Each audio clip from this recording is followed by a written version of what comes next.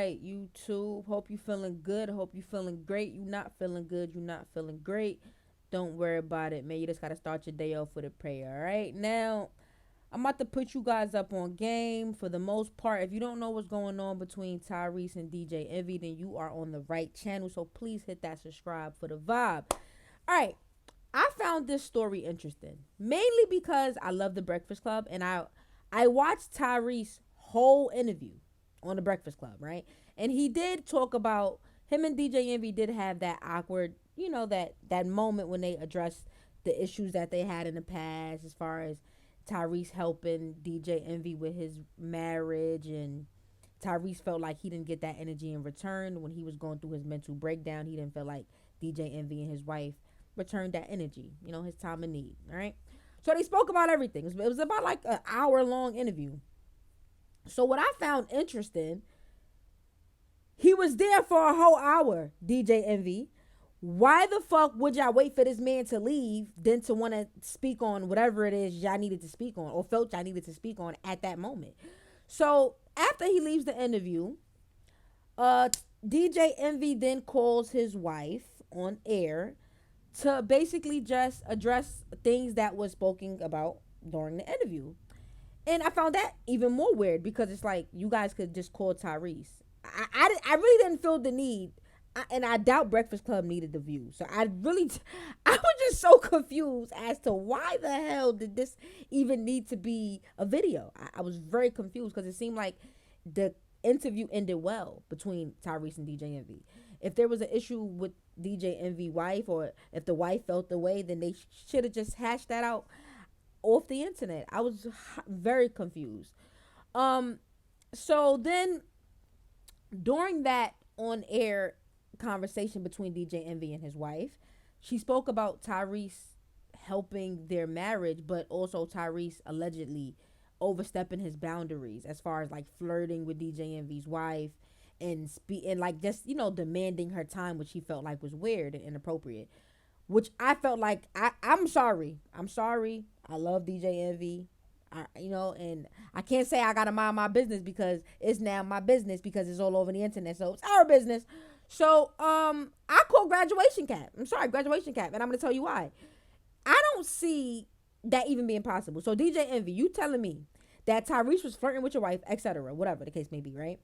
And he's now in your face at a Breakfast Club interview, and you don't even bring that part up. You just say that, oh, he said some things and I wanted to box your mouth, right? That's what DJ Envy said during the interview. Like, oh, Tyrese, you said some shit and I didn't like it. I wanted to box your mouth. Hey, yo, pause. That's what DJ Envy said, right? He didn't mention the flirting. So it's not like you wanted to hide the flirting from the public because you then call your wife on air, right? and and she admits to Tyrese flirting. So why didn't you address it when he was in your face? I call graduation cap. I felt like it was just all bullshit, and I'm just very confused. So, I have both videos. All right, so I have the video. Shout out to Where did I get this from? I believe it was on Twitter, which is now X, or I know I definitely got one of the videos from Urban Central for sure, and there was another one, but I don't remember the name. So I hate when I can't credit my source, so I might have to I'm gonna add it at the bottom when I edit the video. But so I have both videos. I have the video where Tyrese's wife says I'm sorry, I said Tyrese's wife. I have the video where DJ Envy's wife speak about the flirting on Tyrese's behalf, and I have the response where Tyrese calls graduation cap, because I call graduation cap as well. So we're gonna get into those videos. Drop a comment, let me know your thoughts and opinions. All right, I hope everybody stay good. Once, many. Well, we stopped talking to Tyrese on two different occasions. Once, many years ago, when he did do that amazing thing for us. Um, he and I became friends, and we were very cool, and we spoke often. And a lot of times, you'd be laying in the bed next to me while I was talking to him, and at first, everything was cool, but for me, it got to a point where it became inappropriate and uncomfortable, where I felt as though lines were being crossed. And you felt as though lines were being crossed. And we both decided that we were going to take a step back. And, there was times where I felt like he was extremely demanding of my time and of my attention, where if I didn't give him my time and my attention, he would get very angry, get very upset, and let me know what his expectations were of me. And, you know, at that time, don't I, I, I, I didn't feel as though he was going through any mental issues. I didn't feel as though he was facing any mental challenges at that time. I know that he does go through things, and I know that he has been on medication, but at that time I felt as though he was very clear minded and everything seemed cool. But when I started to feel uncomfortable and you started to feel uncomfortable, we took a step back. But what lines were And crossed? Because people would then be like, well, what lines did he cross? I don't really feel comfortable being specific because at the same time, I still do have a respect for him. I know that you still do have a respect for him. Um, I would feel more comfortable just being general and saying that, there was flirting and inappropriate compliments for a woman who's married. Okay, I respect Is that. that fair to say? Is Yeah, that fair to say? I don't have respect for him though, but yeah, no, I get it, and you do it, and I appreciate that what he So how did. did you see it, No, I Envy? know, no, I Huh? know, I know that I know that everything that's going on right now, and I know that he's being boisterous about it. I haven't been on Instagram in the last 2 weeks because we've been really busy, but you've told me some things, but I haven't really seen it firsthand, so it's not going to affect me, the same way it's affecting you because I haven't seen it. But what I can say is that very clear lines were crossed, Nah, and nah, I get it. there, So how did you see it, Envy? There's certain things that you don't say to a man's wife. There's certain things that you don't say to a man's girlfriend. There's certain things that you don't say in a flirtatious way. And I told you what he said. You spoke to my wife yesterday, so you know what he said. So that's why you wanted to box. That's why you said I'll box your mouth. Yeah, that's why I wanted to box his mouth. It's just certain things you don't play with somebody's wife like that. Were And you upset that he wasn't flirting with you in any way, shape, or form? a little bit. No, you see, you playing too much. I'm gonna let a lot of people down from the choice that I'm about to make. I've been asked to leave it alone. It's been said that people got a short attention span. They're not gonna be thinking about this shit in the next 3 hours, 3 days. Move on, let it go. Take the high road. You're a star. Your stage is big. Envy. You know how you said, I don't give a fuck about nothing. If anybody disrespect my wife, and then you ran down all your kids' names, you said, I don't give a fuck who you are, what it is. When it comes to my wife and my family, I don't play no games. You goofy. No one has disrespected your wife and your family more than you. You know the most dangerous thing about me is I know what I know about the level you took it to. I'll leave it at that. So all of a sudden, when it comes to your wife and your family, that's off limits. I don't play no games. I'll fucking be ready to shoot, stab, and kill when it comes to my wife and my family. But nigga, no one has violated and disrespected the shit out of your first lady and your family more than you. Put a pin in that.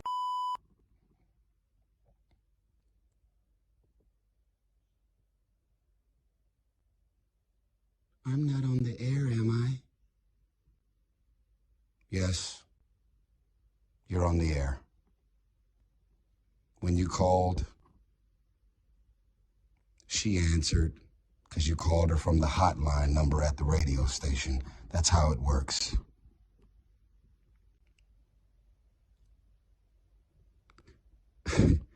Everybody can see through the. Let me explain something to you, sir. Any real man who's ever been married, got a fiance, a girl, a baby mama. Most real men, most don't play no games when it comes to their girl or their wife ever being disrespected or violated by another man. Y'all's story is all over the place. It's so all over the place that y'all don't even realize that what you said at 5:01 is very different than what you're saying at 5:03. DJ Envy, you know how much your net worth is, right? You know you don't have a prenuptial agreement in place, right? You know you got about 6 or 7 kids, right? You know that everything about everything pertaining to your world was about to come crashing down. And for some random, strange, odd, unexpected reason, I did exactly what God told me to do. And they say that no good deed shall go unpunished. And I'm experiencing this right now in real time. You know why your wife called into the airwaves, bro? Because you got exposed in your living room. When I said, how convenient, you could not sit there and look me as a man in my eyes and tell me with real honesty and integrity why my divorce has been a mockery and a funny joke and a topic of discussion at the Breakfast Club. You and Charlemagne talking about mental health awareness. Are we going to be advocates for mental health awareness, or are we out here trying to f people mental health up because you're giving out donkeys of the day and attacking people and going into people's issues and breakups and marriages and financial traumas and all of the things? Yeah, you got a job to do. I got it. You're in radio. You got to report the news. I got all that. I got it. But you cannot be pumping and perpetuating mental health and mental health awareness and then be out here fucking people mental health up. I don't have mental health issues. I had a mental health breakdown because I was given psych meds that had extreme adverse effects. If I'm in a studio and smoking weed, you'll see me sleep on the couch. I don't smoke, I don't drink, I don't do anything. Anything that has to do with me being exposed to anything, I'm gonna be wiped out. You got a bottom line about never disrespecting your wife and never disrespecting your family. That's a general consensus. I think every man in the world feels that exact same way. But ask your, how do you disrespect your wife and your family the most and try and hold another man to a particular standard? And how do I go above and beyond to be used to step in to do whatever it is that I did to try and help? You guys ultimately still did all the work. You guys still decided to stick to your vows. Let me remind you, through thick and thin, for better, for worse, sickness and health till death do us part. We can say a lot of things, but we can't say that you ain't got a real wife over there that's really got your back. Do whatever it is that I did to try and help. You guys ultimately still did all the work. You guys still decided to stick to your vows. Let me remind you, through thick and thin, for better, for worse, sickness and health till death do us part. We can say a lot of things, but we can't say that you ain't got a real wife over there that's really got your back, because she's still with you.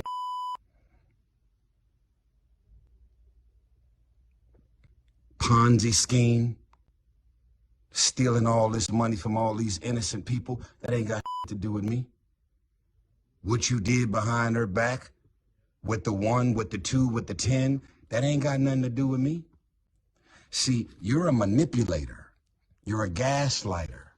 And you're also one of those great undiscovered actors. What does that mean? How the fuck are you living a double, triple life and your wife, who is completely innocent and sweet, had no sign and no indication whatsoever that you was out doing what it is that you was doing? You had to be one of the baddest I've ever known to cheat on your wife, ever. I mean, you nice with, you ain't leave a trail of popcorn down the hallway at all. Hats off to you.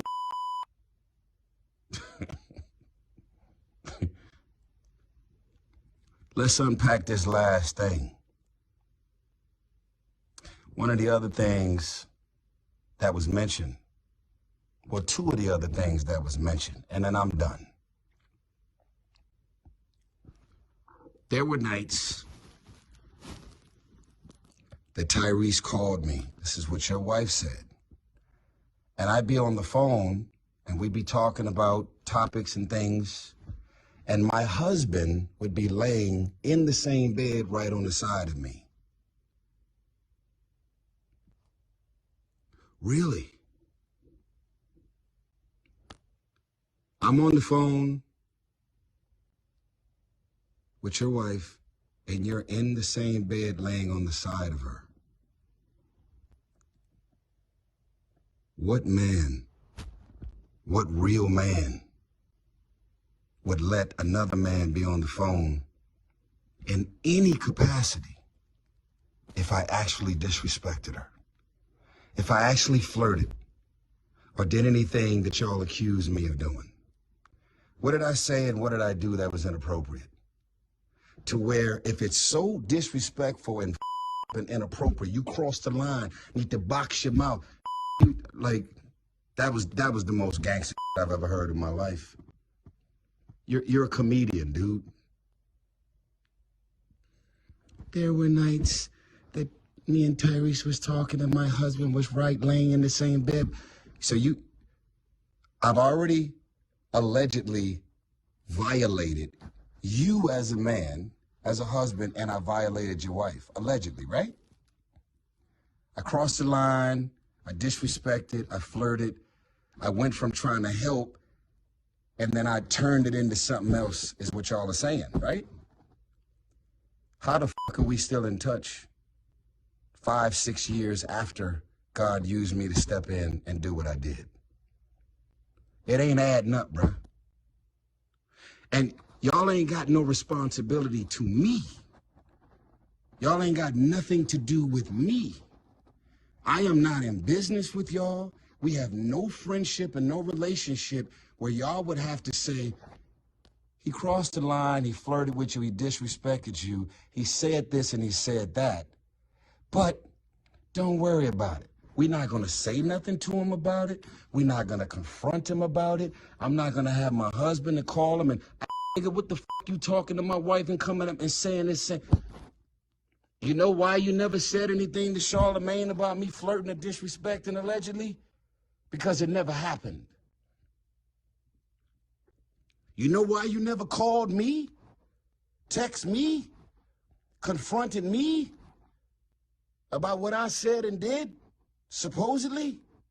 Because it never happened. I'm going to tell you what really happened. Because you're not the sharpest nail. You're not the sharpest knife in the drawer, Mr. Envy. I'm going to tell you what really happened. After you was exposed on your own breakfast show about leaving me for dead, not calling, not checking on me, you and your wife could have flew to Atlanta. Your wife could have pulled my wife to the side, and you could have pulled me to the side, and y'all could have attempted, key word, attempted to step in and help us when my fucking world and my marriage and my shit was crashing and burning. The choice you made was to make a mockery and laugh at my shit while it was all going down. And that wasn't a choice that I made towards you. And then when you got confronted about it on your show, You grab some rain out of the sky and say, I crossed the line, I disrespected, I overstepped, I violated. And yet we're still on text chains for the last 5-6 years. And yet we have been on calls, all three of us. I would say a minimum of 10, probably 15 times. I'm on the phone with your first lady, which I've always called her from the beginning, because she is your first lady. I'm on the phone with your first lady. I was like, oh, that's crazy. I said, do me a favor. Can you get Envy on the phone? She would always click over, you would answer, and we would talk. Where is the violation, Envy?